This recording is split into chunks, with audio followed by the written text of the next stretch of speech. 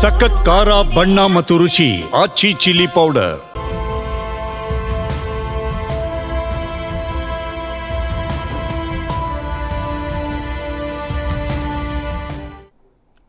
ನಮಸ್ತೆ ವೀಕ್ಷಕರೇ, ಅಖಂಡ ಜ್ಯೋತಿಷ್ಯ ವಿಶೇಷ ಕಾರ್ಯಕ್ರಮಕ್ಕೆ ಸ್ವಾಗತ. ನಾನು ತೇಜಸ್ವಿನಿ. ಇವತ್ತಿನ ವಿಶೇಷ ಕಾರ್ಯಕ್ರಮದಲ್ಲಿ ನಾವು ಇವತ್ತಿನ ವಿಶೇಷತೆ ಹಾಗೂ ವೈದವ್ಯ ಯೋಗದ ಬಗ್ಗೆ ಮಾತನಾಡ್ತಾ ಹೋಗೋಣ. ಇದ್ರ ಬಗ್ಗೆ ಹೆಚ್ಚಿನ ಮಾಹಿತಿಯನ್ನು ನೀಡಲು ನಮ್ಮ ಜೊತೆ ಇದ್ದಾರೆ ಡಾಕ್ಟರ್ YSK ಆಚಾರ್ಯ ಗುರುಗಳು, ಖ್ಯಾತ ಜ್ಯೋತಿಷಿ ಮತ್ತು ಕಾಮಕ್ಯ ಪ್ರತ್ಯಂಗಿರ ಉಪಾಸಕರು. ಅವ್ರನ್ನ ಕಾರ್ಯಕ್ರಮಕ್ಕೆ ಬರ್ಮಾಡ್ಕೊಳ್ಳೋಣ. ನಮಸ್ತೆ ಗುರೂಜಿ, ಕಾರ್ಯಕ್ರಮಕ್ಕೆ ಸ್ವಾಗತ. ನಮಸ್ಕಾರ. ಅಸ್ಮದ್ಗುರುಭ್ಯೋ ನಮಃ. ಹೈಂ ಹ್ರೀಂ ಶ್ರೀಂ ಶ್ರೀಮಾತ್ರೇ ಲಲಿತಾಂಬಿಕಾಯೈ ನಮಃ. ಶ್ರೀ ವಿಷ್ಣುರೂಪಾಯ ನಮಃ ಶಂಕರಾಯ. ಆದಿನಾರಾಯಣಂ ವಿಷ್ಣುಂ ಬ್ರಹ್ಮಾಣಾಂಚ ವಸಿಷ್ಠಕಂ ಶ್ರೀರಾಮಂ ಮಾರುತಿಂ ವಂದೇ ರಾಮದಾಸಂಚ ಶ್ರೀಧರಂ ನಮಃ ಶಾಂತಾಯ ದಿವ್ಯಾಯ ಸತ್ಯಧರ್ಮಸ್ವರೂಪಿಣಿ ಸ್ವಾನಂದಾಮೃತ ತೃಪ್ತಾಯ ಶ್ರೀಧರಾಯ ನಮೋ ನಮಃ. ಓಕೆ, ಇವತ್ತಿನ ವಿಶೇಷತೆಯಿಂದ ಕಾರ್ಯಕ್ರಮವನ್ನು ಶುರು ಮಾಡೋಣ ಗುರೂಜಿ. ಇವತ್ತಿನ ವಿಶೇಷತೆ ಬಗ್ಗೆ ತಿಳಿಸ್ಕೊಡ್ಬೋದು? ಎಲ್ಲ ವೀಕ್ಷಕ ಮಹಾಶಯರಿಗೂ ನನ್ನ ಆರಾಧ್ಯ ಮಾತೆಯಾದ ಮಾ ಕಾಮಾಕ್ಯ ಪ್ರತ್ಯಂಗಿರಾದೇವಿಯ ಅಡಿದಾವರಗಳಿಗೆ ಅನುಗ್ರಹಿಸಿ ಅವರನ್ನು ಪ್ರಾರ್ಥಿಸುತ್ತಾ ಇವತ್ತಿನ ಕಾರ್ಯಕ್ರಮವನ್ನು ಪ್ರಾರಂಭವನ್ನು ಮಾಡೋಣ. ಅದರಲ್ಲೂ ಕೂಡ ವಿಶೇಷವಾಗಿ ಇವತ್ತಿನ ಸುದಿನವನ್ನು ನೋಡಿದಾಗ ಸ್ವಸ್ತಿಶ್ರೀ ವಿಶ್ವಾವಸುನಾಮ ಸಂವತ್ಸರೆ ದಕ್ಷಿಣಾಯನೆ, ಹಾಗೆ ಶರದೃತುವಿನ ಮಾರ್ಗಶಿರ ಮಾಸದಲ್ಲಿರ್ತಕ್ಕಂಥದ್ದು, ಹಿಮಂತ ಋತುವಿನ ಮಾರ್ಗಶಿರ ಮಾಸದಲ್ಲಿರ್ತಕ್ಕಂಥದ್ದು, ವಿಶೇಷವಾಗಿ ಕೃಷ್ಣ ಪಕ್ಷದ ಚತುರ್ದಶಿ, ಇನ್ನು ಬರುವ ನಾಳೆ ಅಮಾವಾಸ್ಯೆ ಇರ್ತಕ್ಕಂಥದ್ದು. ಅಮಾವಾಸ್ಯೆಗಿಂತ ಇಂದಿನ ದಿವಸ ಮಾಸಶಿವರಾತ್ರಿ ಅಂತೇಳಿ ನಾವು ಕರಿತೀವಿ. ಹಾಗೆ ಈ ಮಾಸಶಿವರಾತ್ರಿ ಅಂತಕ್ಕಂಥದ್ದು ಹೇಗೆ ಬಂತಪ್ಪ ಅಂದರೆ, ಕೃಷ್ಣ ಅಂದರೆ ಮಾಯಾ ಅಂತಕ್ಕಂಥದ್ದು. ಈ ನಮ್ಮ ಬದುಕಿನಲ್ಲಿ ಹಲವಾರು ಮಾಯಾವಾಯಿಯಾಗಿರ್ತಕ್ಕಂತಹ ಒಂದಷ್ಟು ಸಮಸ್ಯೆಗಳು ನಮ್ಮನ್ನು ಕಾಡ್ತಾ ಇರತಕ್ಕಂಥದ್ದಾಗಿರುತ್ತೆ. ಹಾಗಾಗಿ ಆ ಎಲ್ಲ ಸಮಸ್ಯೆಗಳನ್ನು ಮುಕ್ತಿ ಮಾಡಿಕೊಳ್ಳುವಂತಹ ಅನೇಕ ನಮ್ಮ ಪರಿಹಾರಗಳಲ್ಲಿ ಇವತ್ತಿನ ವಿಶೇಷತೆ ಏನಪ್ಪ ಅಂದರೆ, ಈ ಚತುರ್ದಶಿ ದಿವಸ ಮಾಸಶಿವರಾತ್ರಿಯನ್ನು ಆರಾಧನೆ ಮಾಡೋದ್ರಿಂದ, ಅಂದರೆ ಪರಶಿವನನ್ನು ಆರಾಧನೆ ಮಾಡೋದ್ರಿಂದ ನಮ್ಮ ಎಲ್ಲ ಸಂಚಿತ ಕರ್ಮಾದಿಗಳಿಂದಲೂ ಕೂಡ ಮುಕ್ತಿಯನ್ನು ಕಾಣಬಹುದು. ಹಾಗಾಗಿ ಇವತ್ತು ಅದರಲ್ಲೂ ಕೂಡ ವಿಶೇಷವಾಗಿ ಅನುರಾಧ ನಕ್ಷತ್ರ ಗುರುವಾರ ಆಗಿರೋದ್ರಿಂದ ನಾವು ಗುರುಪುಷ್ಯ ಯೋಗ ಅಂತ ಕರಿತೀವಿ. ತತ್ಸಮಾನವಾಗಿರ್ತಕ್ಕಂಥ ಯೋಗವಾದುದರಿಂದ ಇವತ್ತಿನ ದಿವಸ ವಿಶೇಷವಾಗಿ ಎಲ್ಲ ಭಕ್ತ ಮಹಾಶಯರು ಅಥವಾ ವೀಕ್ಷಕರೆಲ್ಲರೂ ಕೂಡ ಶಿವನ ಅಥವಾ ಗುರುಗಳ ಸನ್ನಿಧಾನಕ್ಕೆ ಹೋಗಿ, ಯಾಕೆಂದರೆ ಹರಮುನಿದರು ಗುರು ಕಾಯ್ತಾನೆ ಅಂತೇಳಿ ಶಾಸ್ತ್ರ ಇರತಕ್ಕಂಥದ್ದು. ಹಾಗಾಗಿ ನಮ್ಮ ಧರ್ಮ ಅತೀತವಾಗಿರ್ತಕ್ಕಂಥ ಶ್ರದ್ಧಾ ಭಕ್ತಿಗಳ ಯುಕ್ತವಾಗಿರ್ತಕ್ಕಂಥ ಧರ್ಮ ಆದುದರಿಂದ ಇವತ್ತಿನ ದಿವಸ ವಿಶೇಷವಾಗಿ ಗುರುಗಳ ಸನ್ನಿಧಾನಕ್ಕೆ ರಾಘವೇಂದ್ರ ಸ್ವಾಮಿ, ದತ್ತಾತ್ರೇಯರು, ಶಿರಡಿ ಸಾಯಿಬಾಬರು, ಶ್ರೀಧರ ಸ್ವಾಮಿಗಳು, ಹೀಗೆ ಯಾವುದಾದ್ರೂ ನಿಮ್ಮ ಪ್ರಾಂತ್ಯವಾರದಲ್ಲಿರ್ತಕ್ಕಂಥ ಗುರುಗಳ ಸನ್ನಿಧಾನ, ಸಾಯಂ ಸಂಧ್ಯಾ ಸಮಯದಲ್ಲಿ ಶಿವನ ಸನ್ನಿಧಾನಕ್ಕೆ ಹೋಗಿ ಅನನ್ಯವಾಗಿ ಪ್ರಾರ್ಥನೆ ಮಾಡಿ ಶುಭವಾಗುತ್ತೆ. ಓಕೆ, ಇವತ್ತಿನ ವಿಶೇಷತೆ ಬಗ್ಗೆ ತಿಳಿಸ್ಕೊಟ್ರಿ ಗುರೂಜಿ. ರಾಘವೇಂದ್ರ ದೇವಸ್ಥಾನಕ್ಕೆ ಹೋಗೋದ್ರಿಂದ ಒಳ್ಳೇದಾಗುತ್ತೆ ಅಂತ ಕೂಡ ತಿಳಿಸ್ಕೊಟ್ರಿ. ವೈದವ್ಯ ಯೋಗ ಯಾರ ಜಾತಕಕ್ಕೆ ಇರುತ್ತೆ? ಬಹಳ ಮುಖ್ಯವಾಗಿ ನಾವು ಯೋಗಗಳು ಅಂತಕ್ಕಂಥದ್ದು ಸಾವಿರಾರು ಯೋಗಗಳಿದೆ ನಮ್ಮ ಜಾತಕದಲ್ಲಿ. ಅದು ಎಲ್ಲಿಂದ ಪ್ರಾರಂಭ ಆಗುತ್ತೆ? ನಮ್ಮ ಭಾರತದ ಸುಸಂಸ್ಕೃತಿಯುತವಾಗಿರ್ತಕ್ಕಂಥ ದೇಶದಲ್ಲಿ ಬಹಳ ಮುಖ್ಯವಾಗಿ ನಾವು ದೇವರ ಮೇಲೆ ಅಥವಾ ಜಾತಕದ ಮೇಲೆ ಅತಿಯಾದ ನಂಬಿಕೆ ನಮ್ಮಲ್ಲಿ ಇರ್ತಕ್ಕಂಥದ್ದಾಗುತ್ತೆ. ಹಾಗಾಗಿ ಎಲ್ಲಿಂದ ಪ್ರಾರಂಭ ಆಗುತ್ತೆ? ಯಾವ ಸಮಯದಲ್ಲಿ ನವಮಾಸಗಳು ಕಳೆದ ನಂತರ ತಾಯಿಯ ಗರ್ಭದಿಂದ ನಾವು ಈ ಭೂಲೋಕಕ್ಕೆ ಬಂದಾಗ ಅಲ್ಲಿಂದ ಎಲ್ಲ ಯೋಗಗಳು ಪ್ರಾರಂಭ ಆಗುತ್ತೆ. ಅದು ದುರ್ಯೋಗನೋ, ಸದ್ಯೋಗನೋ, ರಾಜಯೋಗನೋ, ಹೀಗೆ ಯೋಗಗಳಲ್ಲಿ 1000 ಯೋಗಗಳಿದೆ. ಆದರೆ ನಮಗೆ ತಿಳಿದಿರ್ತಕ್ಕಂಥ ಒಂದಷ್ಟು ಯೋಗಗಳಲ್ಲಿ ಬಹಳ ಮುಖ್ಯವಾಗಿ ಮನುಷ್ಯನಿಗೆ ಬೇಕಾಗಿರ್ತಕ್ಕಂಥದ್ದು ವಿಶೇಷತೆ ಏನಪ್ಪ ಅಂದರೆ, ನಮ್ಮ ಜಾತಕದಲ್ಲಿ ಅಥವಾ ನಮ್ಮ ಜೀವನದಲ್ಲಿ ಒಳ್ಳೆಯ ಯೋಗ ಇದೆಯಾ ಅಂತಕ್ಕಂಥದ್ದನ್ನು ಮೊದಲು ನಾವು ಬಯಸ್ತೀವಿ. ಈ ಒಳ್ಳೆಯದು ಅಂತಕ್ಕಂಥದ್ರಲ್ಲಿ ಗಜಕೇಶರಿ ಯೋಗ ಇದೆ, ಅಖಂಡ ಸೌಭಾಗ್ಯ ಯೋಗ ಇದೆ, ಮಹಾಲಕ್ಷ್ಮಿ ಯೋಗ ಇದೆ, ಹೀಗೆ ಶಶಿಮಂಗಳ ಯೋಗ, ಶುಕ್ರಾದಿತ್ಯ ಯೋಗ, ಬುಧಾದಿತ್ಯ ಯೋಗ, ಹೀಗೆ ಹಲವಾರು ಯೋಗಗಳು ನಮ್ಮ ಬದುಕಿನಲ್ಲಿದ್ದಾಗಲೂ ಕೂಡ ನಾವು ಯಾಕೆ ಈ ಯೋಗಗಳಿಂದ ವಂಚಿತರಾಗ್ತೀವಿ ಅಂತಕ್ಕಂಥದ್ದು ನಮ್ಮ ಪೂರ್ವಜನ್ಮದ ಸುಕೃತದಿಂದ ಅಥವಾ ಪೂರ್ವಜನ್ಮದಲ್ಲಿ ಮಾಡಿರ್ತಕ್ಕಂಥ, ಇಂದಿನ ಜನ್ಮದಲ್ಲಿ ಮಾಡಿರ್ತಕ್ಕಂಥ ಹಲವಾರು ಆ ಒಂದು ದೋಷಪ್ರದವಾಗಿರ್ತಕ್ಕಂಥ ಕಾರ್ಯಾದಿಗಳೇನಿದ್ದಾವೋ ಅದರಿಂದ ಆ ಸಂಚಿತ ಕರ್ಮವಾಗಿ ಈ ಜನ್ಮದಲ್ಲಿ ನಾವು ಆ ಎಲ್ಲ ಕರ್ಮಗಳನ್ನು ಅನುಭವಿಸಬೇಕಾಗಿರ್ತಕ್ಕಂಥ ಸಂದರ್ಭ ನಮಗಿರ್ತಕ್ಕಂಥದ್ದಾಗುತ್ತೆ. ಹಾಗಾಗಿ ಯಾವ ಯೋಗಗಳು ನಮ್ಮನ್ನು ಬಾಧಿಸುತ್ತೆ, ಯಾವ ಯೋಗಗಳು ನಮ್ಮನ್ನು ಶುಭಪ್ರದವಾಗಿ ಅಂದರೆ ಪುಣ್ಯತಮವಾಗಿರ್ತಕ್ಕಂಥ ಫಲಗಳನ್ನು ಕೊಡುತ್ತೆ ಅಂದರೆ ನಾವು ಮುಖ್ಯವಾಗಿ ಇಂದಿನ ಜನ್ಮದಲ್ಲಿ ಏನು ಕರ್ಮಗಳನ್ನು ಮಾಡಿರ್ತೀವಿ ಅಂತಕ್ಕಂಥದ್ದು ಕೂಡ ಭಾಳ ವಿಶೇಷವಾಗಿ ಗಮನಿಸಬೇಕಾಗಿರ್ತಕ್ಕಂಥದ್ದು. ಜ್ಞಾನದಿಂದ ಅಜ್ಞಾನದಿಂದ ಇರ್ಬೋದು, ಅಥವಾ ಇನ್ನೊಬ್ಬರು ಅನ್ಯ ಪ್ರೇರಣೆಯಿಂದಲೂ ಕೂಡ ನಾವು ಮಾಡಿರ್ತಕ್ಕಂಥದ್ದಾಗಿರುತ್ತೆ. ಈಗ ನಾವು ಯಾವುದೇ ತಪ್ಪು ಮಾಡಬಾರ್ದು ಅಂತ ಮನಸ್ಥಿತಿ ನಮ್ಮಲ್ಲಿರುತ್ತೆ. ಆದರೂ ಸಮಯೋಚಿತವಾಗಿ ಯಾರೊಬ್ಬರೋ ಕಟ್ಟು ಬಿದ್ದು ಆ ತಪ್ಪನ್ನು ಮಾಡಿರ್ತಕ್ಕಂಥ ಅದೆಷ್ಟೋ ಉದಾಹರಣೆಗಳು ನಮ್ಮೆಲ್ಲರ ಬದುಕಿನಲ್ಲಿ ಇರ್ತಕ್ಕಂಥದ್ದು ಇರುತ್ತೆ. ಹಾಗಾಗಿ ಈ ಯೋಗ ಅಂತಕ್ಕಂಥದ್ದು ಏನು ಅಂದರೆ, ಯೋಗ ಅಂತಕ್ಕಂಥದ್ದು ಒಬ್ಬ ಮನುಷ್ಯನ, ಯಾಕಂದರೆ ಒಂದು ಸ್ಥಾಯಿ ತನಕ ಅವನು ಹಾಗೇ ಇರ್ತಾನೆ, ಆ ಸಮಯದ ನಂತರ ಅವನು ಅತ್ಯಂತ ಪ್ರಭಾವಶಾಲಿಯಾಗಿ ಬೆಳೆಯತಕ್ಕಂಥದ್ದು. ಈಗ ಪ್ರೌಢಾವ್ಯವಸ್ಥೆಗೆ ಬಂದಾಗ ಬಾಲ್ಯಾವ್ಯವಸ್ಥೆಯಿಂದ ಯೌವನಾವ್ಯವಸ್ಥೆಯಿಂದ ವಾರ್ಧಾಪ್ಯ ವ್ಯವಸ್ಥೆ ತನಕ ನಾವು ಹೇಗೆ ನಮ್ಮ ಬದುಕನ್ನು ಆಯಾಯ ಸಮಯಕ್ಕೆ ಅನುಚಿತವಾಗಿ ನಾವು ರೂಪುಗೊಂಡು ಆ ಬದುಕನ್ನು ತಳ್ತೀವಿ ಅಂತಕ್ಕಂಥದ್ದು ಬಹಳ ಮುಖ್ಯವಾಗಿರ್ತಕ್ಕಂಥದ್ದು. ಇದರಲ್ಲಿ ದೈವಿಕವಾಗಿರ್ತಕ್ಕಂಥ ಪ್ರೇರಣೆ ಅಥವಾ ಭಗವದ್ ರಕ್ಷಣೆ ನಮಗೆ ಅತ್ಯಂತ ಶುಭಪ್ರದವಾಗಿರ್ತಕ್ಕಂಥದ್ದಾಗಿರುತ್ತೆ. ಹಾಗಾಗಿ ಈ ಯೋಗವನ್ನು ನಾವು ಯಾರ ಜಾತಕದಲ್ಲಿ ಇದಿದೆ ಅಂತಕ್ಕಂಥದ್ದು ನಾವು ನೋಡ್ತಾ ಹೋದಾಗ, ಮೊದಲನೇದಾಗಿ ನಾವು ಸ್ತ್ರೀ ಗೋಬ್ರಾಹ್ಮಣ ಮಿತ್ರಾದಿ ದ್ರೋಹಾದ ಅಖಿಲ ಪಾತಕೈಹಿ ಮುಚ್ಚತೆ ಕೇನ ಪಾಪೇನ ಏತಜ್ಜನ್ಮ ಅಂತೆ ನಮಗೆ ಈ ಜನ್ಮದಲ್ಲಿ ನಾವು ಅದನ್ನೆಲ್ಲ ಅನುಭವಿಸ್ತಾ ಇರ್ತೀವಿ. ಏನು ತಪ್ಪುಗಳು ಮಾಡಿದಾಗ ಈ ಜಾತಕದಲ್ಲಿ ನಮಗೆ ಎಲ್ಲ ಸರಿ ಇದ್ದರೂ ಕೂಡ ಕೆಲವ್ರಿಗೆ ಐಶ್ವರ್ಯ ಇರುತ್ತೆ, ಆದರೆ ಕೆಲವ್ರಿಗೆ ಆರೋಗ್ಯ ಇರಲ್ಲ, ಕೆಲವ್ರಿಗೆ ಆರೋಗ್ಯ ಇರುತ್ತೆ, ಐಶ್ವರ್ಯ ಇರಲ್ಲ. ಹೀಗೆ ಆ ಚಿಂತೆಗಳಂತಕ್ಕಂಥದ್ದು ರಾಜರಾದರೆ ವ್ಯಾಧಿಗಳಂತಕ್ಕಂಥದ್ದು ನಮಗೆ ಸೈನಿಕರಾಗ್ತಾರೆ. ಚಿಂತೆ ಅಂತಕ್ಕಂಥದ್ದು ರಾಜ ಅವನು. ಯಾಕೆಂದ್ರೆ ಪ್ರತಿಯೊಬ್ಬರ ಮನುಷ್ಯನು ಎಂಥ ದೊಡ್ಡ ವ್ಯಕ್ತಿ ಆಗಿದ್ರೂ ಕೂಡ ಒಂದೊಮ್ಮೆ ಚಿಂತೆ ಬಂದ್ಬಿಡ್ತು ಅಂದರೆ ಅವನು ಭಯಭೀತನಾಗ್ಬಿಡ್ತಾನೆ. ಹಾಗೆ ಅದರ ಜೊತೆಗೇನು ರೋಗನು ಕೂಡ ಆವರಿಸ್ಕೊಂಡ್ಬಿಡುತ್ತೆ. ಈ ರೋಗ ಅಂತಕ್ಕಂಥದ್ದು ಸೈನಿಕರು ಸರ್ವತಾ ಯುದ್ಧವನ್ನು ಮಾಡ್ತಾ ಇರ್ತಾರೆ, ಆದರೆ ಚಿಂತೆ ಅಂತಕ್ಕಂಥದ್ದು ಮನಸ್ಸಿನ ಮೇಲೆ ಸರ್ವತಾ ಪ್ರಭಾವವನ್ನು ಬೀರ್ತಾ ಇರುತ್ತೆ. ಹಾಗಾಗಿ ಆ ಚಿಂತೆ ಮತ್ತು ಆ ರೋಗಗಳು ಇವೆರಡಕ್ಕೂ ಕೂಡ ಯಾರು ಕಾರಕರ್ತರು ಅಂದರೆ ನಮ್ಮ ಜಾತಕದಲ್ಲಿ ನಾವು ಪಡ್ಕೊಂಡು ಬಂದಿರತಕ್ಕಂಥ ಯೋಗ. ಅದಕ್ಕೆ ನಾವು ಯಾಕೋ ನಮ್ಮ ಕರ್ಮನೇ ಸರಿ ಇಲ್ಲ, ನಮ್ಮದು ಜೀವನನೇ ಸರಿ ಇಲ್ಲ ಅಂತ ನಮ್ಮನ್ನು ನಾವೇ ಅದೆಷ್ಟೋ ಸಲ ಆತ್ಮವನ್ನು ದೂಷಿಸ್ಕೊಳ್ತಕ್ಕಂಥ ಉದಾಹರಣೆಗಳು ನಮ್ಮಲ್ಲಿರುತ್ತೆ. ಹಾಗಾಗಿ ಯಾಕೆ ಈ ಜನ್ಮದಲ್ಲೂ ನಾವು ಅದೆಷ್ಟೋ ಜನ್ಮಗಳಲ್ಲಿ ಮಾಡಿರ್ತಕ್ಕಂಥ ಕರ್ಮಾದಿಗಳನ್ನು ಈ ಜನ್ಮದಲ್ಲೂ ನಾವು ಅನುಭವಿಸ್ತಾ ಇದ್ದೀವಿ ಅಂದರೆ ಇದಕ್ಕೆ ಕಾರಣ ಏನು ಅಂತಕ್ಕಂಥದ್ದು ಇವತ್ತಿನ ದಿವಸ ವಿಶೇಷವಾಗಿ ತಿಳ್ಕೊಳ್ಬೇಕಾಗಿರ್ತಕ್ಕಂಥದ್ದಾಗಿರುತ್ತೆ. ಹಾಗಾಗಿ ನಾನು ಮೂಲ ಏನಕ್ಕಪ್ಪ ಈ ವಿಚಾರವನ್ನು ಇವತ್ತಿನ ದಿವಸ, ಯಾಕೆಂದರೆ ಸಾಕಷ್ಟು ಎಲ್ರಿಗೂ ಕೂಡ ಗೊತ್ತಿರತಕ್ಕಂಥ ವಿಚಾರನೇ. ಜ್ಯೋತಿಷ್ಯದಲ್ಲಿ ನಾವು ಹುಟ್ಟಿದಂತಹ ಸಮಯದ ಮೇಲೆ ನಮ್ಮ ಜಾತಕವನ್ನು ವಿಶ್ಲೇಷಣೆ ಮಾಡ್ತಕ್ಕಂಥದ್ದಾಗುತ್ತೆ. ಹೆಸರು ಎಲ್ಲಿಂದ ಬರುತ್ತೆ, ಚಂದ್ರನು ಯಾವ ಸ್ಥಿತಿಯಲ್ಲಿದ್ದಾನೋ, ಯಾವ ನಕ್ಷತ್ರದಲ್ಲಿದ್ದಾನೋ ಅದರ ಮೇಲೆ ನಮ್ಮ ಆ ಒಂದು ಹೆಸರನ್ನು ನಾವು ಇಡ್ತಕ್ಕಂಥ ಪದ್ಧತಿ ನಮ್ಮ ಧರ್ಮದಲ್ಲಿದೆ. ನಮ್ಮದು ಸನಾತನಮಯವಾಗಿರ್ತಕ್ಕಂಥ ಹಿಂದೂ ಧರ್ಮದಲ್ಲಿ, ಯಾಕಂದರೆ ಬೇರೆ ಎಲ್ಲ ಜಗತ್ತಿನಲ್ಲಿರ್ತಕ್ಕಂಥ ಎಲ್ಲ ದೇಶಗಳಲ್ಲೂ ಕೂಡ ಮಾನವ ಧರ್ಮ ಇದ್ದರೆ, ನಮ್ಮ ಭಾರತದಲ್ಲಿ ಮಾಧವನ ಧರ್ಮ ಇದೆ. ಏನು ಈ ಮಾನವನ ಧರ್ಮ ಮತ್ತು ಮಾಧವನ ಧರ್ಮ ಅಂದರೆ, ಮಾನವ ಅಂದರೆ ನಾವೆಲ್ಲರೂ ಕೂಡ ಅತೀತರಲ್ಲ. ಯಾಕಂದರೆ ಎಲ್ಲರಿಗೂ ಕೂಡ, ಯಾಕಂದರೆ ಈಗ ಒಂದು ರೆಸ್ಪಾನ್ಸಿಬಿಲಿಟಿ ಅಂತ ಎಲ್ಲ ಪಾಶ್ಚಿಮಾತ್ಯ ದೇಶಗಳಲ್ಲೂ ಇದೆ, ನಮ್ಮಲ್ಲೂ ಇದೆ. ಆದರೆ ನಮ್ಮಲ್ಲಿರ್ತಕ್ಕಂಥದ್ದೇನು ನಿಜವಾದ ಸುಸಂಸ್ಕೃತವಾಗಿರ್ತಕ್ಕಂಥ ಸಂಸ್ಕಾರ, ಅದನ್ನು ಹೇಗೆ ನಾವು ಹೇಳಬೇಕು ಅಂದರೆ ಬಹಳ ಮುಖ್ಯವಾಗಿ ನಾವು ಗಮನಿಸಬೇಕಾಗಿದ್ದು, ಹುಟ್ಟಿದಾಗಲೇ ನಾವು ಹುಟ್ಟಿದಂಥ 11 ದಿವಸಗಳ ಕಾಲ ಪುರುಡು ಅಂತ ಆಚರಣೆಯನ್ನು ಮಾಡ್ತೀವಿ.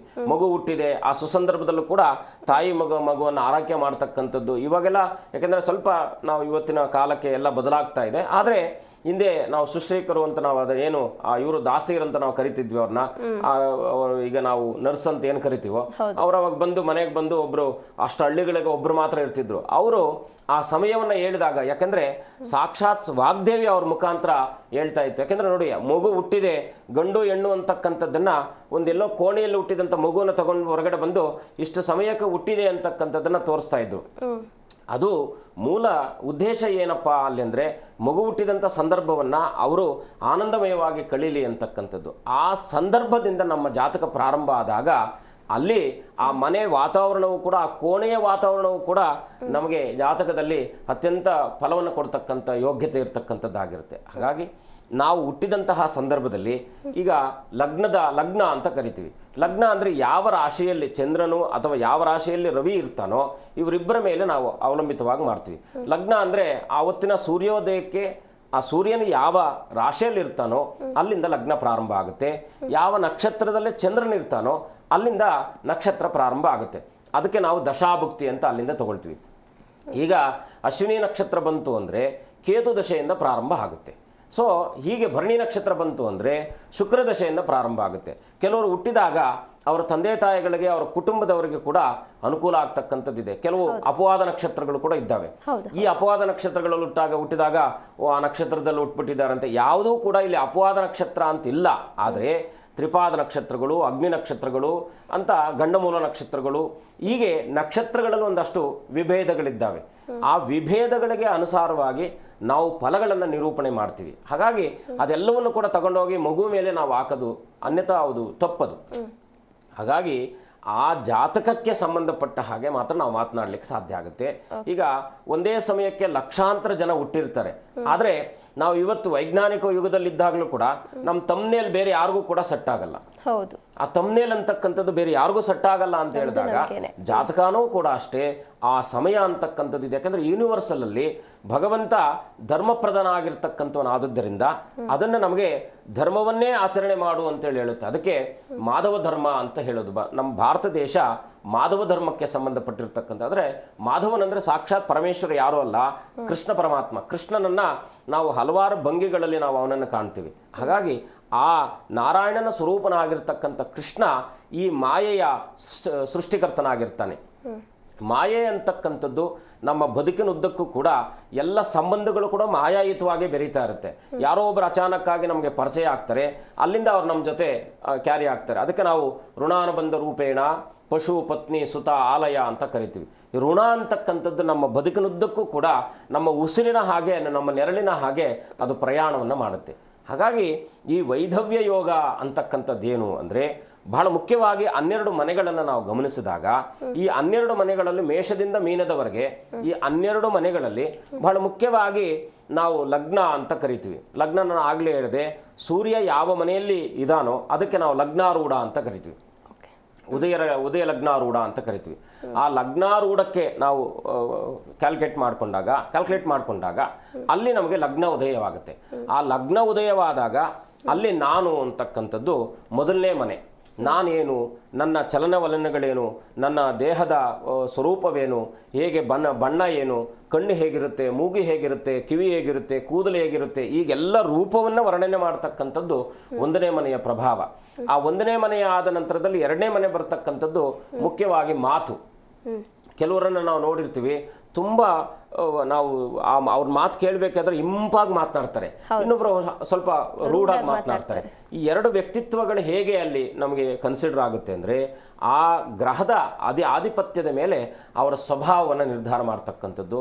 2ನೇ ಮನೆ ಅಂತಕ್ಕಂಥ ಧನಸ್ಥಾನ ಆದರೂ ಕೂಡ ಕುಟುಂಬ ಸ್ಥಾನ, ಜೊತೆಗೆ ಮುಖ್ಯವಾಗಿ ಮಾತು ಮತ್ತು ಪ್ರಾರಂಭಿಕ ವಿದ್ಯಾಭ್ಯಾಸವು ಕೂಡ ನಾವು 2ನೇ ಮನೆಯನ್ನು ನೋಡ್ತೀವಿ. ಹಾಗಾಗಿ ಈ 2ನೇ ಮನೆ ದನಕ್ಕೆ ಸಂಬಂಧಪಟ್ಟಿರ್ತಕ್ಕಂಥದ್ದು. ಇದನ್ನು ಹೇಗೆ ಅವನು ಸನ್ಮಾರ್ಗದಲ್ಲಿ ಸಂಪಾದನೆ ಮಾಡ್ತಾನ, ದುರ್ಮಾರ್ಗದಲ್ಲಿ ಸಂಪಾದನೆ ಮಾಡ್ತಾನ ಅಂತಕ್ಕಂಥದ್ದನ್ನು ಕೂಡ ಆ 2ನೇ ಮನೆಯಲ್ಲಿ. ಮತ್ತು ಪ್ರಾಥಮಿಕ ವಿದ್ಯಾಭ್ಯಾಸ, ನಾವು ಬೇಸಿಕ್ ಎಜುಕೇಷನ್ ಅಂತ ಏನು ಕರಿತೀವೋ ಅದನ್ನು ಕೂಡ 2ನೇ ಮನೆಯಿಂದ ನೋಡ್ತಕ್ಕಂಥದ್ದಾಗುತ್ತೆ. ಇದಾದ ನಂತರದಲ್ಲಿ 3ನೇ ಮನೆ ಬಾತೃ ಮನೆ, 4ನೇ ಮನೆ ತಾಯಿ ಮನೆ, 5ನೇ ಮನೆ ಪೂರ್ವ ಪುಣ್ಯ ಸ್ಥಾನ ಮನೆ, ಮತ್ತು ಪುತ್ರಸ್ಥಾನ, 6ನೇ ಮನೆ ರೋಗ ರುಜಿನಗಳು, 7 ಕಳತ್ರ ಭಾವ ಅಂತ ಕರಿತೀವಿ.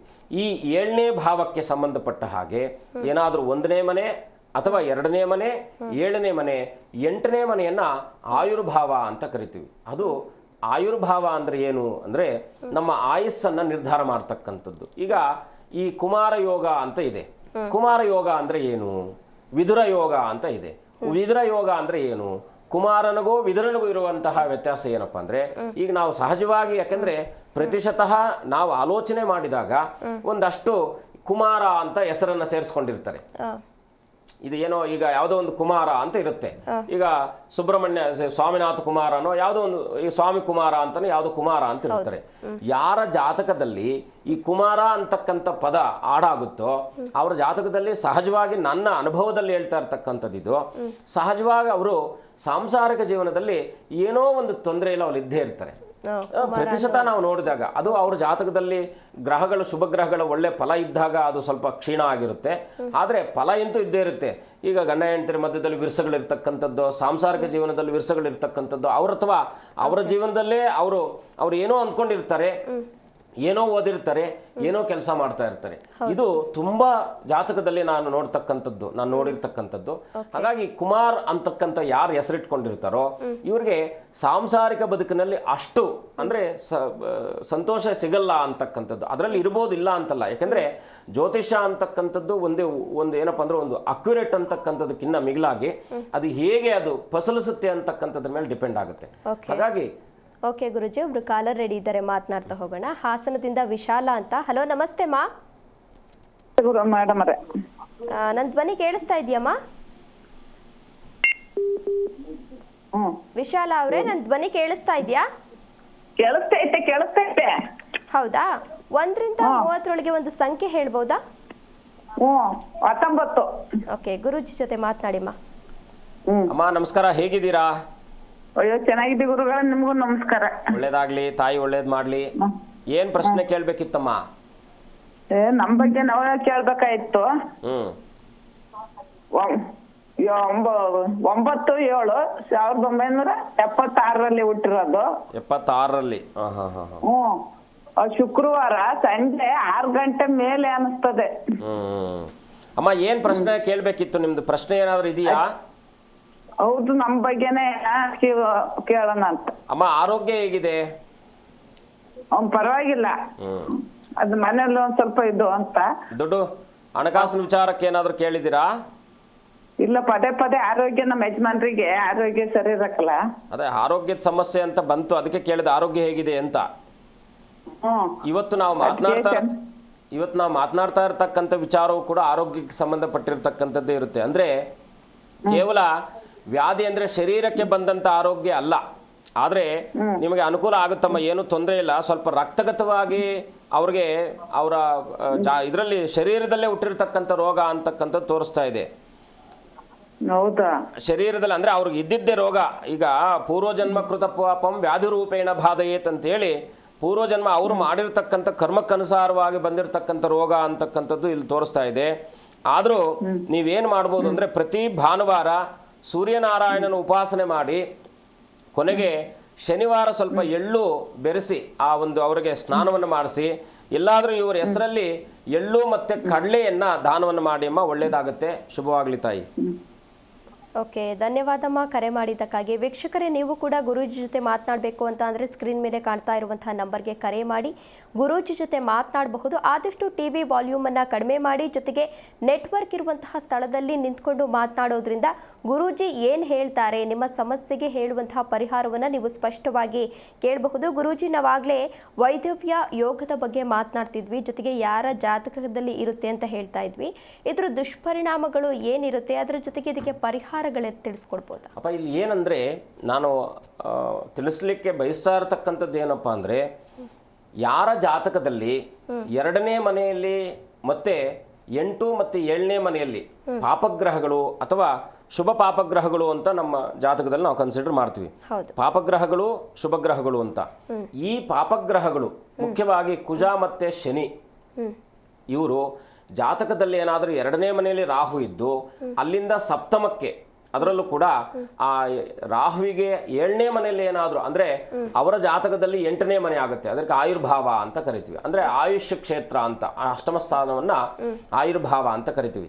ಆ ಅಷ್ಟಮ ಕ್ಷೇತ್ರಕ್ಕೆ ಲಗ್ನಾತ್ 2ನೇ ಮನೆಯಲ್ಲಿ ರಾಹು ಇದ್ದು ರಾಹುವಿಗೆ ಕುಜ ಮತ್ತೆ ಕೇತುಗಳ ಸಂಯೋಜನೆ ಬಂದಾಗಲೂ ಕೂಡ ಅದು ವೈಧವ್ಯ ಯೋಗಕ್ಕೆ ಮಾರ್ಪಡುತ್ತೆ. ಅಂದರೆ ಏನು ವೈಧವ್ಯ ಯೋಗ ಅಂದರೆ, ಇವತ್ತೆಲ್ಲ ಯಾಕೆ ನಮ್ಮ ಮಧ್ಯದಲ್ಲಿ ಇಷ್ಟೊಂದು ಭಿನ್ನಾಭಿಪ್ರಾಯಗಳು ಬಂದು ನಾವು ಏನಂದ್ರೆ ಮೃತ್ಯು ಸಮಾನವಾದಂಥದ್ದೇ ನಮಗೆ ಕಷ್ಟಗಳು ಬರಬಹುದೇ ಹೊರತು ಮೃತ್ಯುವೇ ಬರಬೇಕು ಅಂತ ಏನಿಲ್ಲ.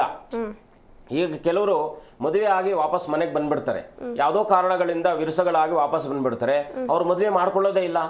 ಅಂದ್ರೆ ಅದು ವಿರಹನೇ, ಅದು ಒಂದು ವೇದನೆ. ಅದು ಆ ವೇದನೆ ಅಂತಕ್ಕಂಥದ್ದು ಯಾವುದೋ ನಮ್ಮ ಹತ್ರ ಸರಿಯಾಗಿ ಸುಭದ್ರವಾಗಿ ಇರಬೇಕಾದದ್ದು ನಮ್ಮ ಬದುಕಿನಲ್ಲಿ ಇಲ್ಲ ಅಂತ ಆದಾಗ ಅದಕ್ಕೆ ನಾವು ವೈಧವ್ಯ ಅಂತ ಕರಿತೀವಿ. ಯಾರ ಬದುಕಿನಲ್ಲಿ ಅದು ಸುಭದ್ರವಾದಂಥ ಸ್ಥಾನಮಾನವನ್ನು ಕೊಟ್ಟಿಲ್ಲ ಅಂತಕ್ಕಂಥದ್ದು ಏನಿರುತ್ತೋ ಆ ಸಮಸ್ಯೆ ಅಂತಕ್ಕಂಥದ್ದಕ್ಕೆ ವೈಧವ್ಯ ಅನ್ನೋದು. ವಿರಹ ಯೋಗ, ಈಗ ವಿದ್ರ ಯೋಗ ಅಂತ ಅಂದ್ರೆ ನಾವು ಅಲ್ಲಿ ಬೇರೆ ಮಹಾಭಾರತಕ್ಕೆ ಹೋದ್ರೆ ಬೇರೆ ಬರುತ್ತೆ. ಈಗ ಏನಂದ್ರೆ ವಿದುರ ವೈಧವ್ಯ, ವಿದುರ ಯೋಗ ಅಂತ ಬರುತ್ತೆ, ಸನ್ಯಾಸಿ ಯೋಗ ಅಂತ ಬರುತ್ತೆ, ಶಶಿಮಂಗಳ ಯೋಗ. ನೋಡಿ, ಯಾರ ಜಾತಕದಲ್ಲಿ ಗಜಕೇಸರಿ ಯೋಗ ಅಂತ ಬಂದ್ರೆ ಯಾರ ಜಾತಕದಲ್ಲಿ ಕೇಂದ್ರ ಕೋಣಸ್ಥಾನಗಳಲ್ಲಿ ಗುರು ಮತ್ತೆ ಚಂದ್ರರ ಸಂಯೋಜನೆ ಇರುತ್ತೋ ಆ ಯೋಗಕ್ಕೆ ನಾವು ಗಜಕೇಸರಿ ಯೋಗ ಅಂತ ಕರಿತೀವಿ. ಅದಾದ ನಂತರದಲ್ಲಿ ಬರ್ತಕ್ಕಂಥದ್ದು ಏನಪ್ಪಾ ಅಂದ್ರೆ ಮಹಾರಾಜ ಯೋಗ ಯಾರ ಜಾತಕದಲ್ಲಿ ಇದೆ ಅಂತೇಳಿ ರಾಜಯೋಗ ಅಂತ ಕರಿತೀವಿ. ಏನು ಸ್ವಾಮಿ ನಮ್ಮ ಮಗನ ಜಾತಕದಲ್ಲಿ ರಾಜಯೋಗ ಇದೆಯಾ ನೋಡಿ ಅಂತ ಹೇಳ್ತಾರೆ. ರಾಜಯೋಗ ಹೇಗೆ ಬರುತ್ತೆ ಅಂದ್ರೆ ಅವರ ಜಾತಕದಲ್ಲಿ ಶುಭಪ್ರದವಾಗಿರ್ತಕ್ಕಂಥ ನಮ್ಮ ಜಾತಕದಲ್ಲಿ ಗ್ರಹಗಳಲ್ಲಿ ಮುಖ್ಯವಾಗಿ ನಾವು ಶುಭ ಮತ್ತೆ ಅಶುಭ ಗ್ರಹಗಳು ಅಂತ ಕರಿತೀವಿ. ಶುಭ ಗ್ರಹಗಳು ಯಾವ ಜಾತಕದಲ್ಲಿ ಅತ್ಯಂತ ಪ್ರಭಾವಿತವಾಗಿರುತ್ತೋ ಅವ್ರ ಜಾತಕದಲ್ಲಿ ಏನೇ ಸಮಸ್ಯೆಗಳಿದ್ರೂ ಕೂಡ ಈ ಎಲ್ಲ ದುಷ್ಪರಿಣಾಮಗಳಿಂದ ಮುಕ್ತಿಯನ್ನು ಕಾಣಬಹುದು. ಓಕೆ ಗುರೂಜಿ, ಕಾಲರ್ ರೆಡಿ ಇದ್ದಾರೆ, ಮಾತನಾಡ್ತಾ ಹೋಗೋಣ. ಹಲೋ, ಅಂಜನಪ್ಪ ಅವರು ಕಾಲರ್ ರೆಡಿ ಇದ್ದಾರೆ. ಹಲೋ, ನಮಸ್ತೆ ಸರ್. ನಮಸ್ತೆ ಮೇಡಮ್. ಎಲ್ಲಿಂದ ಕರೆ ಮಾಡಿದ್ದೀರಾ ಸರ್? ಗೆದ್ದಲಘಟ್ಟ ಅಂತ ಮೇಡಮ್, ಕೂಡ್ಲಿಗಿ ತಾಲೂಕು. ಓಕೆ, 1ರಿಂದ 30ರೊಳಗೆ ಒಂದು ಸಂಖ್ಯೆ ಹೇಳ್ಬೋದಾ? 9 ಮೇಡಮ್. ಓಕೆ, ನಿಮ್ಮ ಪ್ರಶ್ನೆನ ಗುರೂಜಿ ಇದ್ದಾರೆ, ಕೇಳಿ ಸರ್. ನಮಸ್ಕಾರ ರಾಯರೇ, ಹೇಗಿದ್ದೀರಾ? ನಮಸ್ಕಾರ ಗುರುಜಿ, ನಮಗೆ ಬಹಳ ತೊಂದರೆ ಆಗಿದೆ, ಮಾಡಿದ್ರೆ ನಿಮ್ಮ ಸಂಖ್ಯೆಯ ಸೂಚನೆಗೆ ಅನುಸಾರವಾಗಿ ಏನಪ್ಪಾ ಅಂದರೆ ಸ್ವಲ್ಪ ವ್ಯಾವಹಾರಿಕವಾಗಿರ್ತಕ್ಕಂಥ ವಿಚಾರಗಳಲ್ಲಿ ಏನೋ ಸಮಸ್ಯೆಗಳಾಗಿದೆ ಅಂತಕ್ಕಂಥದ್ದು, ಪಾರ್ಟ್ನರ್ಶಿಪ್ಪು ಅಥವಾ ಯಾರನ್ನು ನಂಬಿ ಇದರಲ್ಲಿ ಏನೋ ದ್ರೋಹ ಆಗಿದೆ ಅಂತಕ್ಕಂಥದ್ದು ತೋರಿಸ್ತಾ ಇದೆ. ಏನು ಮಾಡ್ತೀರಾ ನೀವು? ಏನು ಮಾಡ್ತೀರಾ ನೀವು? ನಾವು ಕೆಲಸ ಮಾಡ್ತೀವಿ ಮೇಡಮ್, ಬೇಲ್ದಾರ್ ಕೆಲಸ. ಏನು ಕೆಲಸ ಮಾಡ್ತೀರಾ? ಬೇಲ್ದಾರ್ ಕೆಲಸ ಗುರುಜಿ. ಏನು ಕೇಳಬೇಕಿತ್ತು ನೀವು? ಏನಿಲ್ಲ, ನಮ್ಗೆ ಒಂದ್ ಸ್ವಲ್ಪ ತೊಂದರೆ ಇದೆ, ಮನೆ ಕಟ್ಟಿಲ್ಲ, ಎಲ್ಲ ಒಂದಕ್ಕೊಂದೇ ಅಡ್ಕೊಂಡೆ ಬರ್ತದವ. ಮನೆ ದೇವರು ಯಾರು ನಿಮ್ದು? ಏನ್ ಗುರುಜಿ? ಮನೆ ದೇವರು ಸುಂಟಮ್ಮ ಅಂತ. ನೋಡಿ, ಒಂದು ಕೆಲಸ ಮಾಡಿ, ಪ್ರತಿ ಅಮಾವಾಸ್ಯೆಗೆ ಸ್ವಲ್ಪ ಮನೆಯಲ್ಲಿ ಅಮಾವಾಸ್ಯೆ, ನಾಳೆ ಅಮಾವಾಸ್ಯೆ ಬರ್ತಾ ಇದೆ, ಅದರಲ್ಲೂ ಕೂಡ ವಿಶೇಷವಾಗಿರ್ತಕ್ಕಂಥ ಅಮಾವಾಸ್ಯೆ, ನಾಳೆ ದಿನದ ಬಗ್ಗೆ ನಾನು ತಿಳಿಸ್ಕೊಡ್ತೀನಿ. ನೀವು ಈ ಅಮಾವಾಸ್ಯೆಗೆ ಸ್ವಲ್ಪ ಪಕ್ಷಿಗಳಿಗೆ, ಅದರಲ್ಲೂ ಕೂಡ ಸ್ವಲ್ಪ ಮನೆಯಲ್ಲಿ ನೀವು ಈ ಒಂದು ಉದ್ದಿನ ಕಾಳು ಗೊತ್ತಾ ನಿಮಗೆ? ಉದ್ದಿನ ಕಾಳು ಮಿಶ್ರಣವನ್ನು ಮಾಡಿ ನೀವು ಒಂದು 5 ಮುಷ್ಟಿಯಷ್ಟು ಅನ್ನವನ್ನು ಮುದ್ದೆ ಮಾಡಿ, ಅಂದರೆ ಒಂದು ಅಂಡ ಪ್ರಕಾರವಾಗಿ, ಅಂದರೆ ಒಂದು ಮೊಟ್ಟೆ ಹೇಗಿರುತ್ತೋ ಆ ಥರ ಆಕಾರದಲ್ಲಿ ಮಾಡಿ 5 ಮುದ್ದೆಗಳನ್ನು ಮಾಡಿ ಒಂದು ನೀರಿನೊಟ್ಟಿಗೆ ತಗೊಂಡೋಗಿ ಮೇಲೆ ಕಾಗೆಗಳಿಗೆ ಇಡೀ ಆಹಾರವನ್ನು ನಿಯಮಿತವಾಗಿ ಪ್ರತಿ ತಿಂಗಳು ಇದು ಮಾಡ್ತಾ ಬನ್ನಿ. ಮನೆಯಲ್ಲಿ ಆರ್ಥಿಕ ಸಮಸ್ಯೆ ಅಥವಾ ವ್ಯವಹಾರದಲ್ಲಿರ್ತಕ್ಕಂಥ ತೊಂದರೆಗಳು ನಿವಾರಣೆ ಆಗುತ್ತೆ. ಪ್ರತಿ ಗುರುವಾರ ಅರಳಿ ಮರಕ್ಕೆ ಪ್ರದಕ್ಷಿಣೆ ಹಾಕಿ ಒಂದು ಸ್ವಲ್ಪ ಕಪ್ಪು ಇರುವೆಗಳಿರುತ್ತೆ ಗೊತ್ತಾ ನಿಮ್ಮ ಕಡೆ? ಈ ಗೊದ್ದಗಳು ಅಂತ ಕರಿತೀವಿ, ಇದಾವ ಗೊತ್ತಾ ನಿಮ್ಗದು? ಯಾವ್ದು ಗುರುಜಿ? ಗೊದ್ದ ಈ ಮರದ ಕೆಳಗಡೆ ಎಲ್ಲ ಗೊದ್ದಗಳು ಓಡಾಡ್ತಾ ಇರುತ್ತಲ್ಲ, ಅದು ಸುಬ್ರಹ್ಮಣ್ಯ ಗಣಗಳು ಅಂತ ಕರಿತೀವಿ ನಾವು. ಕಪ್ಪಿರುವೆ ಗೊತ್ತಾ? ಹೋಗ್ಲಿ, ಗುರುಜಿ, ಕಪ್ಪಿರುವೆ ಕಪ್ಪು ಇರುವೆ. ಕಪ್ಪಿರುವೆಗಳಿಗೆ ನೀವು ಪಾಕೆಟಲ್ಲಿ ಸಕ್ಕರೆ ಇಟ್ಕೊಂಡು ಹೋಗಿ ಜೋಬಲ್ಲಿ ಇಟ್ಕೊಬೇಕು. ಜೋಬಲ್ಲಿ ಇಟ್ಕೊಂಡು ಹೋಗಿ ಎಲ್ಲ ನಿಮ್ಮ ಸಮಸ್ಯೆಗಳನ್ನು ಹೇಳಿ ಒಂದು ಪೇಪರಲ್ಲಿ ಸುತ್ತಕೊಳ್ಳಿ. ಒಂದು ಬಿಳಿ ಹಾಳೆಯಲ್ಲಿ ಚೆನ್ನಾಗಿ ಅದನ್ನು ಸಕ್ಕರೆ, ಒಂದು ಇಡಿಯಷ್ಟು ಸಕ್ಕರೆ ಹಾಕಿ ಆ ಪೇಪರಲ್ಲಿ ಚೆನ್ನಾಗಿ ಫೋಲ್ಡ್ ಮಾಡಿ ಇಟ್ಕೊಂಡು ಜೋಬಲ್ಲಿ ಇಟ್ಕೊಳ್ಳಿ. ಎಲ್ಲ ನಿಮ್ಮ ಸಮಸ್ಯೆಗಳನ್ನು ಹೇಳಿ ನಿಮ್ಮ ಜೋಬಲ್ಲಿ ಇಟ್ಕೊಂಡು ಹೋಗಿ ಅದನ್ನು ತಗೊಂಡು ಹೋಗಿ ಅರಳಿ ಮರದ ಬುಡದಲ್ಲಿರ್ತಕ್ಕಂಥ ಆ ಇರುವೆಗಳಿಗೆ, ಕಪ್ಪು ಇರುವೆಗಳು ಯಾವುದಾದ್ರೂ ತಿನ್ನಲಿ ಪರವಾಗಿಲ್ಲ, ಈ ಭೂಮಿ ಮೇಲೆ ಇರ್ತಕ್ಕಂಥ ಯಾವುದೇ ಜಂತು ತಿಂದರೂ ಕೂಡ ನಿಮಗೆ ಅದು ಅನುಕೂಲಪ್ರದವಾಗುತ್ತೆ. ಹಾಗಾಗಿ ಆ ತಗೊಂಡೋಗಿ ಗುರುವಾರದ ದಿವಸ ಅರಳಿ ಮರ ಪ್ರದಕ್ಷಿಣೆ ಮಾಡಿ ಅರಳಿ ಮರದ ಸುತ್ತೂ ಕೂಡ ಆ ಒಂದು ಸಕ್ಕರೆಯನ್ನು ಹಾಕಿ ಬನ್ನಿ, ಖಂಡಿತ ಶುಭವಾಗುತ್ತೆ. ಓಕೆ, ಧನ್ಯವಾದ ಸರ್ ಕರೆ ಮಾಡಿದ್ದಕ್ಕಾಗಿ. ಈಗ ಸವಿತಾ ಅಂತ ಮತ್ತೊಬ್ರು ಕಾಲರ್ ರೆಡಿ ಇದ್ದಾರೆ. ನಮಸ್ತೆ ಮೇಡಮ್. ನಮಸ್ತೆ ಮೇಡಮ್. ಎಲ್ಲಿಂದ ಕರೆ ಮಾಡಿದ್ದೀರಾ? ನಾವು ಕೊಪ್ಪಳ ತಾಲೂಕು ಮೇಡಮ್. ತಮ್ಮ ಪ್ರಶ್ನೆ ಏನಿತ್ತು?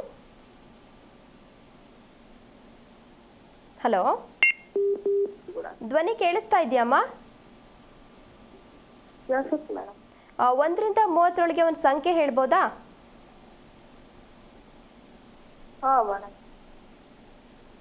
ಹಲೋ, ಅಮ್ಮ ನಿಮ್ಮ ಸಮಸ್ಯೆ ಹೇಳಿ ಹೋಗ್ಲಿ. ಆಯ್ತು, ನಮ್ಮ ಸಮಸ್ಯೆ ಮಕ್ಕಳಾಗಿಲ್ಲ ಸರ್, ನಮಗ ಅದಕ್ಕೆ ಕೇಳ್ಬೇಕಾಗಿತ್ತು ಸರ್. ಮಕ್ಕಳಿಲ್ವಾ? ಹ್ಞೂ ಸರ್. 9ರೊಳಗಡೆ ಒಂದು ಸಂಖ್ಯೆ ಹೇಳಿ. 6 ಸರ್. ಅಮ್ಮ, ಯೋಗ ಇದೆ, ಚಿಂತೆ ಮಾಡುವ ಅಗತ್ಯ ಇಲ್ಲ ತಾಯಿ, ಖಂಡಿತ ಒಳ್ಳೆಯದಾಗುತ್ತೆ. ನಿಮಗೆ ಹತ್ತಿರದಲ್ಲಿರ್ತಕ್ಕಂಥ ಯಾವುದಾದ್ರೂ ಸುಬ್ರಹ್ಮಣ್ಯ ಸ್ವಾಮಿ ಸನ್ನಿಧಾನಕ್ಕೆ ಹೋಗಿ ಬನ್ನಿ. ಪ್ರತಿ ತಿಂಗಳು ಏನಂದ್ರಿ? 6 ಸಂಖ್ಯೆ ಗುರುಜಿ. ಕರೆಕ್ಟ್, ಅದಕ್ಕೆ ಹೇಳ್ತಾ ಇದ್ದೀನಿ, ಯೋಗ ಇದೆಯಮ್ಮ, ಚಿಂತೆ ಮಾಡುವ ಅಗತ್ಯ ಇಲ್ಲ ತಾಯಿ. ಖಂಡಿತ ನಿಮಗೆ ಪುತ್ರ ಸಂತಾನದ ಯೋಗವಿದೆ. ಈ 6 ತಿಂಗಳ ನಂತರದಲ್ಲಿ, ನೀವು ಮೇ ನಂತರದಲ್ಲಿ ಖಂಡಿತ ನಿಮ್ಗೆ ಒಳ್ಳೆಯದಾಗುತ್ತೆ. ಎಲ್ಲ ಯೋಗ ಇದೆ, ಚಿಂತೆ ಮಾಡುವ ಅಗತ್ಯ ಇಲ್ಲ. ಡಾಕ್ಟ್ರ್ ಹತ್ರ ಒಂದು ಸಮಯ ನೀವು ಡಾಕ್ಟ್ರನ್ನ ಕನ್ಸಲ್ಟ್ ಮಾಡಿದ್ದೀರಾ? ಗುರುಜಿ ಎಲ್ಲ ತೋರಿಸಿಂದಿ ಗುರುಜಿ. ಅಕ್ಕ ಒಂಥರ ಆಗುದಿಲ್ಲ ಗುರುಜಿ. ನೀವು ಒಂದು ಕೆಲಸ ಮಾಡಿ, ಗುರುಜಿ ಒಂದು ಕೆಲಸ ಮಾಡಿ, ಅಶ್ವತ್ಥ ಮರಕ್ಕೆ 48 ದಿನಗಳ ಕಾಲ ನಿಯಮಿತವಾಗಿ ಬೆಳಗ್ಗೆ ಎದ್ದು ಸ್ನಾನ ಮಾಡ್ಕೊಂಡು ಹೋಗಿ ಶುಭ್ರವಾಗಿ ಶುದ್ಧ ಮನಸ್ಸಿನಿಂದ ಒಂದು ದೀಪವನ್ನು ಹಚ್ಚಿಟ್ಟು 48 ದಿನಗಳ ಕಾಲ ಅಶ್ವತ್ಥ ಮರಕ್ಕೆ ಪ್ರದಕ್ಷಿಣೆ ಹಾಕಿ, ನೀವು ಗಂಡ ಹೆಂಡತಿರಿಬ್ಬರು ಒಟ್ಟಿಗೆ ಸೇರಿ ಯಾವುದಾದ್ರೂ ಕೃಷ್ಣನ ದೇವಸ್ಥಾನಕ್ಕೆ ಅಥವಾ ಸುಬ್ರಹ್ಮಣ್ಯ ಸ್ವಾಮಿಯ ಸನ್ನಿಧಾನಕ್ಕೆ ಹೋಗಿ ಅನನ್ಯವಾಗಿ ಪ್ರಾರ್ಥನೆ ಮಾಡ್ಕೊಂಡು ಬನ್ನಿ. ಮನೆಯಲ್ಲಿ ಒಂದು ಸಣ್ಣದಾಗಿರ್ತಕ್ಕಂಥ ಒಂದು ತೊಟ್ಲನ್ನು ಕಟ್ಟಿ ಪ್ರತಿನಿತ್ಯವೂ ಕೂಡ ಕೃಷ್ಣನನ್ನು ಅದರಲ್ಲಿಟ್ಟು ಪ್ರಾರ್ಥನೆ ಮಾಡ್ತಾ ಬನ್ನಿ. ಖಂಡಿತ ಒಳ್ಳೆಯದಾಗುತ್ತೆ. ಮೇ ನಂತರದಲ್ಲಿ ಶುಭವಾಗುತ್ತಮ್ಮ. ಒಳ್ಳೆಯದಾಗಲಿ ತಾಯಿ. ಓಕೆ, ಧನ್ಯವಾದಮ್ಮ ಕರೆ ಮಾಡಿದ್ದಕ್ಕಾಗಿ. ವೀಕ್ಷಕರೇ, ನೀವು ಕೂಡ ಗುರೂಜಿ ಜೊತೆ ಮಾತನಾಡಬೇಕು ಅಂತ ಅಂದರೆ ಸ್ಕ್ರೀನ್ ಮೇಲೆ ಕಾಣ್ತಾ ಇರುವಂಥ ನಂಬರ್ಗೆ ಕರೆ ಮಾಡಿ ಗುರೂಜಿ ಜೊತೆ ಮಾತನಾಡಬಹುದು. ಆದಷ್ಟು ಟಿ ವಿ ವಾಲ್ಯೂಮನ್ನು ಕಡಿಮೆ ಮಾಡಿ ಅಥವಾ ದೂರದಲ್ಲಿ ನಿಂತ್ಕೊಂಡು, ಅಂದರೆ ನೆಟ್ವರ್ಕ್ ಇರುವಂತಹ ಸ್ಥಳದಲ್ಲಿ ನಿಂತ್ಕೊಂಡು ಮಾತಾಡಿ. ಗುರೂಜಿ ಜೊತೆ ಮಾತನಾಡಿ ನಿಮ್ಮ ಸಮಸ್ಯೆಗೆ ಪರಿಹಾರವನ್ನು ಕೂಡ ಕಂಡುಕೊಳ್ಬಹುದು. ಗುರೂಜಿ, ಸುಂದರ ಬದುಕನ್ನು ನಡೆಸಬೇಕು ಅನ್ನೋದು ಎಲ್ಲರೂ ಕೂಡ ಕನಸಾಗಿರುತ್ತೆ. ಸುಂದರ ಬದುಕಿಗಾಗಿ ಈ ದೋಷದಿಂದ ಮುಕ್ತಿ ಸಿಗುತ್ತಾ? ಖಂಡಿತಪ್ಪ. ಯಾಕೆಂದರೆ ನಾನು ಆಗಲೇ ಹೇಳಿದಾಗ ನಮ್ಮೆಲ್ಲ ಬದುಕು ಮಾಧವನ ಅಡಿಯಲ್ಲಿ ಬಂದಾಗ, ಮಾಧವ ಅಂದರೆ ಕೇಶವನ, ಅವನ ಅಡಿಯಲ್ಲಿ ಬಂದಾಗ ಅದು ಖಂಡಿತ ನಮಗೆ ಶುಭ ಫಲವನ್ನು ತರುತ್ತೆ. ಇದಕ್ಕೆ ಏನು ಮಾಡಬೇಕು ಅಂದರೆ, ಪ್ರತಿ ತಿಂಗಳು ಈ ಥರ ಯಾರ ಜಾತಕದಲ್ಲಿ ಮದುವೆ ಆಗ್ತಾ ಇಲ್ಲ, ವಿಳಂಬ ಆಗ್ತಾ ಇದೆ, ಅಥವಾ ಗಂಡ ಹೆಂಡತಿ ಬೇಕು ಅಂತ ಬಯಸ್ತಾ ಇರ್ತಾರೆ, ಹೆಂಡತಿ ಹೋಗ್ಲಿಕ್ಕೆ ಇಷ್ಟ ಆಗಿರಲ್ಲ, ಹೆಂಡತಿ ಗಂಡ ಬೇಕು ಅಂತ ಬಯಸ್ತಾ ಇರ್ತಾರೆ, ಗಂಡ ಹೋಗ್ಲಿಕ್ಕೆ ಇಷ್ಟ ಇರಲ್ಲ. ಈ ವೈಧವ್ಯ ಯೋಗ ಅಂತಕ್ಕಂಥದ್ದು ವಿರಸ ಯೋಗ ಅಂತಕ್ಕಂಥದ್ದು. ಹಾಗಾಗಿ ಈ ಯಾರೆಲ್ಲ ದೂರ ಆಗಿರ್ತಾರೋ ಇವರು ಈ 18ನೇ ಪ್ರತಿ ತಿಂಗಳಲ್ಲೂ ಕೂಡ 18ನೇ ತಾರೀಕಿಂದ 24ನೇ ತಾರೀಕು ತನಕ ಇದನ್ನು ಜ್ಞಾಪಕ ಇಟ್ಕೊಬೇಕು. 18ನೇ ತಾರೀಕಿಂದ 24ನೇ ತಾರೀಕು ತನಕ ಪ್ರತಿ ದಿವಸವೂ ಕೂಡ ಈ ಬಾಲಾ ತ್ರಿಪುರ ಸುಂದರಿ ಅಂತಕ್ಕಂಥ ಅಮ್ಮನವರ ಒಂದು ಚಿತ್ರಪಟ ಬರುತ್ತೆ. ಈ ಬಾಲಾ ತ್ರಿಪುರ ಸುಂದರಿ, ಆ ಬಾಲಾ ತ್ರಿಪುರ ಸುಂದರಿಯನ್ನ ತಗೊಂಡು ಬಂದು ತಮ್ಮ ಪರ್ಸಲ್ಲೋ ತಮ್ಮ ಜಾಗದಲ್ಲೇ ಇಟ್ಟು ಅಮ್ಮನವರನ್ನ ಅನನ್ಯವಾಗಿ ಪ್ರಾರ್ಥನೆ ಮಾಡೋದ್ರಿಂದ ಖಂಡಿತ ಈ ಒಂದು ದೋಷ ಪರಿಹಾರ ಆಗುತ್ತೆ. ಅವ್ರಿಗೆ ಅರಿವಿಲ್ಲದ ಹಾಗೆ ಅವರಿಬ್ರು ಒಂದಾಗ್ತಾರೆ. ಇನ್ನ ಯಾರಿಗೆ ಮದುವೆ ವಿಳಂಬ ಆಗ್ತಾ ಇದೆ, ಏನ್ ಪ್ರಯತ್ನ ಪಟ್ಟರು ಆಗ್ತಾ ಇಲ್ಲ ಅಂತ ಹೇಳಿದಾಗ, ಪ್ರತಿ ಹುಣ್ಣಿಮೆಗೆ ಅವರು ತುಪ್ಪವನ್ನ ಲೇಪಿಸ್ಕೊಂಡು, ತುಪ್ಪ ಯಾಕಂದ್ರೆ ಘೃತ ಅಂತ ಕರಿತೀವಿ ನಾವು, ತುಪ್ಪವನ್ನು ಲೇಪಿಸಿಕೊಂಡು ಸ್ನಾನ ಮಾಡೋದ್ರಿಂದ ಪ್ರತಿ ಹುಣ್ಣಿಮೆ ದಿವಸ ಅವ್ರಿಗೆ ಖಂಡಿತ ಈ ದೋಷದಿಂದ ಮುಕ್ತಿಯನ್ನು ಕಾಣ್ತಕ್ಕಂಥದ್ದಾಗುತ್ತೆ. ಓಕೆ, ಧನ್ಯವಾದ ಗುರೂಜಿ. ಕಾರ್ಯಕ್ರಮದಲ್ಲಿ ಭಾಗಿಯಾಗಿ ವೈಧವ್ಯ ಯೋಗದ ಬಗ್ಗೆ ತಿಳಿಸ್ಕೊಟ್ಟಿದ್ದಕ್ಕಾಗಿ ತಮಗೆ ತುಂಬು ಹೃದಯದ ಧನ್ಯವಾದಗಳು ಗುರೂಜಿ. ಶುಭಂ ಭೂಯಾತ್. ಲೋಕ ಸಮಸ್ತ ಸುಖಿನೋ ಭವಂತು. ನೋಡಿದ್ರಲ್ಲ ವೀಕ್ಷಕರೇ, ಇದಾಗಿತ್ತು ಈ ಕ್ಷಣದ ವಿಶೇಷ ಕಾರ್ಯಕ್ರಮ. ಇನ್ನು ಹೆಚ್ಚಿನ ವಿಶೇಷ ಕಾರ್ಯಕ್ರಮಗಳಿಗಾಗಿ ನೋಡ್ತಾ ಇರಿ ಜೈ ಕನ್ನಡ ನ್ಯೂಸ್, ಸತ್ಯವೇ ಸುದ್ದಿಯ ಜೀವಾಳ.